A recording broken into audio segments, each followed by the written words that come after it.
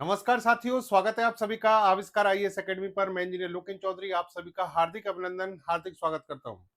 दोस्तों, आज हम बात करने जा रहे हैं भारत के UAV unmanned aerial vehicle Divyastra एमके-1।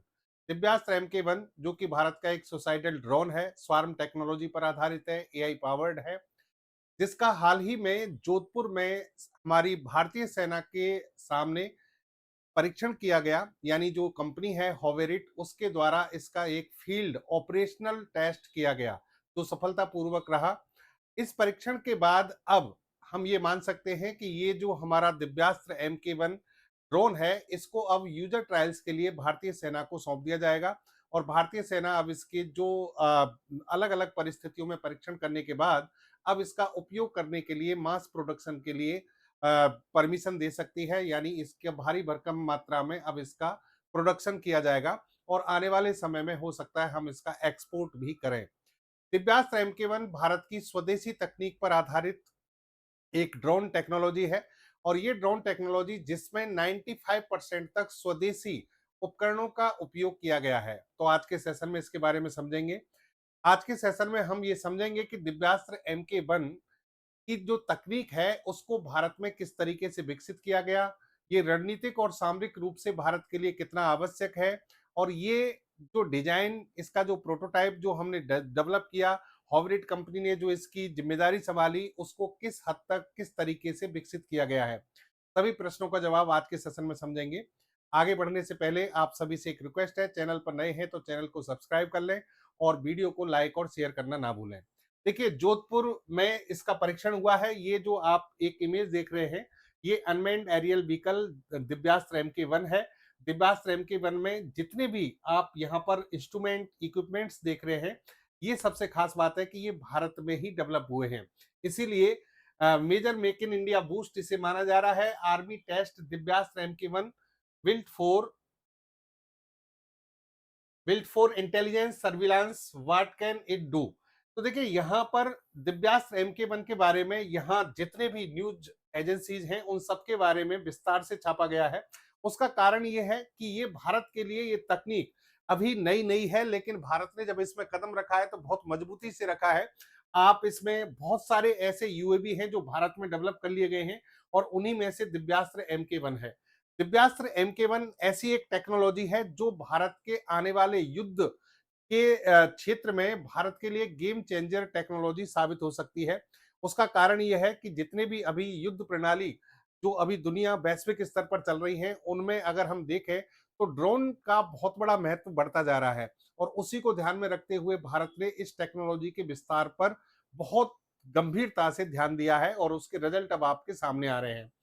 आगे बढ़ने से पहले विद्यार्थी वर्ग के लिए हम बता दें कि जो विद्यार्थी यूपीएससी की तैयारी कर रहे हैं, सिविल सर्विस की कोई भी या फिर स्टेट पीसीएस की एग्जाम तैयारी कर रहे हैं, साइंस एंड टेक्नोलॉजी और एनवायरमेंट इकोलॉजी आप हमसे पढ़ना चाहते हैं, तो उसके लिए हमने एक अलग से चैनल डेवलप किया है, आविष्कार सिविल सर्विसेज, जिस पर रेगुलर क्लासेज जो है आपकी थ्योरी क्लासेज, प्रैक्टिस, एमसीक्यू वगैरह इन सभी को यहाँ पर रेगुलर कराया जाता है। करंट अफेयर्स को भी एग्जाम के पॉइंट ऑफ व्यू से यहाँ पर हम कवर करते हैं। तो आप इस चैनल को आज ही ज्वाइन कर लें जो विद्यार्थी यहाँ पर सिविल सर्विस से जुड़े हुए हैं। आरएस की अगर आप तैयारी कर रहे हैं, राजस्थान एडमिनिस्ट्रेटिव सर्विस, आरएस की वैकेंसी आ चुकी है। उसके लिए हमने विज्ञान सेतु बैच स्टार्ट कर दिया है, जो कि प्री कम मेंस बैच है। इस बैच को आप ज्वाइन कर सकते हैं अगर आप साइंस एंड टेक्नोलॉजी पढ़ना चाहते हैं। इसमें साइंस एंड टेक्नोलॉजी के अलावा इन्वायरमेंट इकोलॉजी, करंट अफेयर और जो आपका पेपर थर्ड है उसमें भी जो साइंस टेक का पार्ट है वो सभी यहाँ पर आपको कवर कराया जाएगा। इसमें आपकी टेस्ट सीरीज, नोट्स वगैरह सब कुछ जो है वो रहेगा। और हाल ही में हमने इस पर एक बहुत ही अच्छा अट्रैक्टिव डिस्काउंट ऑफर चल रहा है, तो उसका आप फायदा उठा सकते हैं। चलिए, अब हम आते हैं अपनी बात पर। दिव्यास्त्र एमके-1, देखिए दिव्यास्त्र एमके-1 जो कि भारत का स्वदेशी तकनीक से बनाया गया एक अनमैन्ड एरियल व्हीकल है। अगर इसकी कुछ नॉर्मल जो बातें हैं, जिन विशेषताओं की बात करें हम, तो इसका इंड्योरेंस टाइम है 5 आवर, यानी 5 घंटे हवा में रहकर युद्ध लड़ सकता है। 5 घंटे हवा में लगातार रह सकता है, इंड्योरेंस टाइम है इसका। रेंज इसकी 500 किलोमीटर है और हमले की जो गति है 300 से 400 किलोमीटर पर आवर की स्पीड से ये कार्य कर सकता है। ये सारे जो आप इसके फीचर्स देख रहे हैं, ये सारे फीचर्स जो है इसकी टेस्टिंग इन सब की हो चुकी है। पेलोड कैपेसिटी इसकी 15 केजी है, यानी जो विस्फोटक पदार्थ ये ले जा सकता है वो 15 किलोग्राम का हो सकता है, और सटीक हमले करने की क्षमता इसमें डेवलप की गई है। होवेरिट कंपनी जो है उसके द्वारा इसे डेवलप किया गया, और इसकी जो प्रमुख विशेषताएं रखी गई वो ये है कि ये टैक्टिकल यूएवी है, यानी ये खुफिया जानकारी आपको देगा, इसके अलावा निगरानी कर सकता है, यानी एक तरीके से हम कह सकते हैं ये टोही विमान की तरह काम कर सकता है। लॉइटरिंग म्यूनिशन इसकी खास बात है, यानी लंबे समय तक ये हवा में मंडराता रहता है और दुश्मन पर नजर रखता है, और जैसे ही इसका जो कह सकते हैं कि ट्रैकिंग और डिटेक्शन का जो प्रोसेस है वो पूरा हो जाता है, उसके बाद ये दुश्मन पर सुसाइडल ड्रोन की तरह हमला कर सकता है। अगर हम एडवांस टेक्नोलॉजीज की बात करें, जैसे कि मारक क्षमता और ये सारी चीजें मैंने आपको बता दी, मारक क्षमता 500 किलोमीटर, 500 किलोमीटर की दूरी तक जाकर दुश्मन पर हमला करना, इंड्योरेंस टाइम यानी हवा में कितनी देरी तक मंडरा सकता है, 5 घंटे तक, और गति इसकी 300 से 400 किलोमीटर, पेलोड कैपेसिटी 15 किलोग्राम वजन ये ले जा सकता है। लेकिन जो इसके खास बातें हैं, ये जो सामान्य जो चीजें हैं, रेंज और ये सारी चीजें, इनके अलावा जो खास टेक्नोलॉजिकल डेवलपमेंट इसमें किया गया है वो क्या है?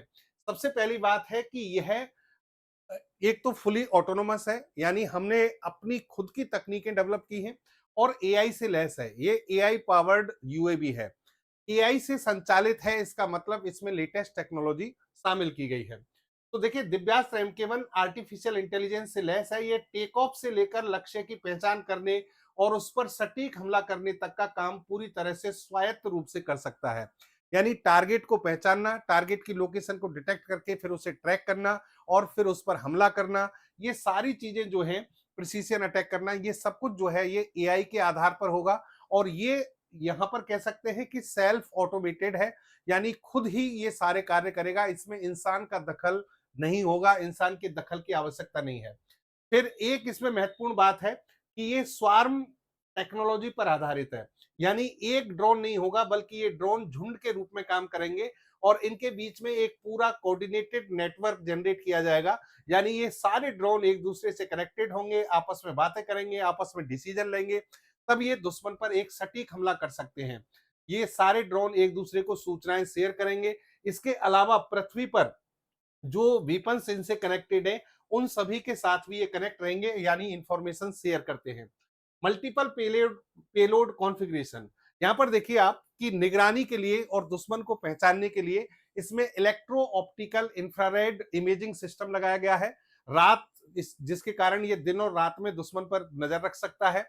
इसके अलावा कम्युनिकेशन रिले सिस्टम इसमें लगाया गया है, ताकि युद्ध के मैदान में संचार नेटवर्क को मजबूत किया जा सके। और सबसे महत्वपूर्ण बात कि इस यूएवी में अलग-अलग प्रकार के वॉरहेड का उपयोग किया जा सकता है, यानी विस्फोटक पदार्थ जो है एक प्रकार का नहीं होगा, अलग-अलग प्रकार के वॉरहेड जो है उनको उपयोग करने के लिए इसे विकसित किया गया है। डिजाइन और इसका जो लॉन्च सिस्टम है, तो आप इसको देखिए, यहाँ पर जैसे कि आप देख रहे हैं, यहाँ पर ये ट्यूब लॉन्च सिस्टम है, यानी एक लॉन्चर ट्यूब है। इस लॉन्चर ट्यूब में से ये निकलता है ड्रोन, और ये ड्रोन जो है, पहले इसकी जो विंग्स हैं वो इसके अंदर ये इस तरीके से क्लोज रहती हैं, लेकिन बाहर आते ही ये खुल जाती हैं। तो इसको मोबाइल लॉन्चर से लॉन्च किया जा सकता है। इसमें लॉन्चर ट्यूब होगा, उसमें इसको रखकर हम आसानी से कहीं भी ले जा सकते हैं, एक ट्रक पर लोड करके या कोई भी दूसरे व्हीकल पर लोड करके इसको ले जाया जा सकता है, और इसीलिए इसकी रैपिड डिप्लॉयमेंट हो सकता है, यानी बहुत तीव्र गति से हम इसको कहीं भी डिप्लॉय कर सकते हैं ताकि दुश्मन पर हमला किया जा सके।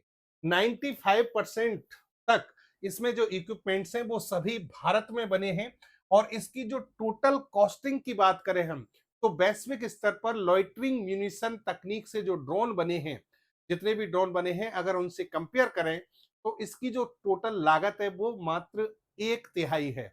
यानी मान लीजिए कहीं पर 100 रुपए आते हैं लागत में, तो यहाँ पर 33 रुपए के आसपास लागत इसकी होगी। तो यही कारण है कि अब भारतीय सेना के लिए मास प्रोडक्शन किया जा सकता है। भारतीय सेना भारी संख्या में इनको खरीद सकती है, क्योंकि एक तो स्वदेशी तकनीक है, सारी तकनीक जो है भारत में डेवलप हुई है, दुश्मन का कोई इसमें इंटरफेयर नहीं है, और दूसरा इसकी जो कॉस्टिंग है वो 1/3 है। तो इनको ज्यादा मात्रा में भारतीय सेना के लिए दिया जा सकता है। दिव्यास्त्र MK-1 बनाने का जो विचार है, किस तरीके से पनपा और किस तरीके से इसका विकास किया गया, अगर हम पूरे विकास क्रम को क्रमबद्ध रूप से थोड़ा सा देखें, देखिए, हॉवेरेट कंपनी जो है भारतीय एक स्टार्टअप है, इसको ये जिम्मेदारी दी गई थी। एक्चुअल में वर्तमान के जितने भी युद्ध चल रहे हैं, चाहे भले वो आर्मेनिया और अजरबैजान का युद्ध है, रूस यूक्रेन का युद्ध है, इजराइल और ईरान का युद्ध है, इन सभी में आपने देखा होगा कि ड्रोन जो टेक्नोलॉजी है उसका बड़ा महत्व रहा है। और उसके माध्यम से, जैसे कि ईरान ने, आप देखिए कि ईरान ने इजराइल और अमेरिका जैसे देश को यहाँ काउंटर बैलेंस किया, सिर्फ और सिर्फ किसके कारण? ड्रोन के कारण।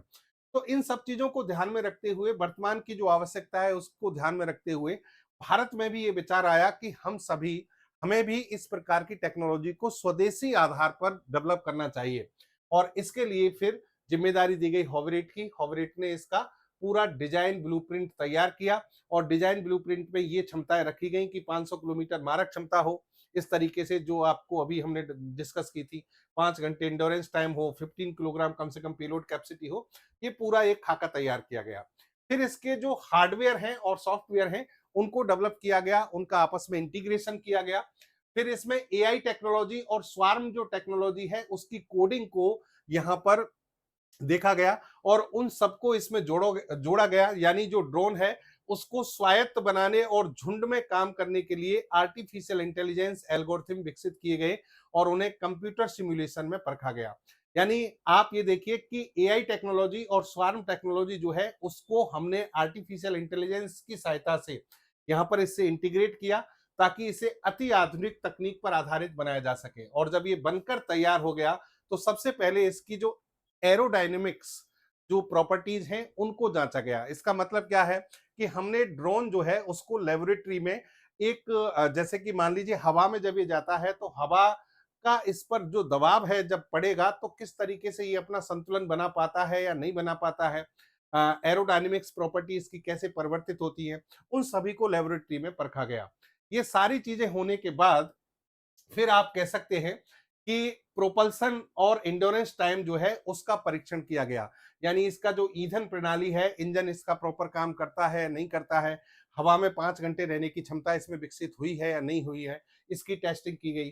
फिर इसका जो नेविगेशन सिस्टम है और कम्युनिकेशन सिस्टम है उसका टेस्ट किया गया। यानी ये मैं सारे टेस्टिंग आपको बता रहा हूं कैसे कैसे फेज से आगे गुजरा है।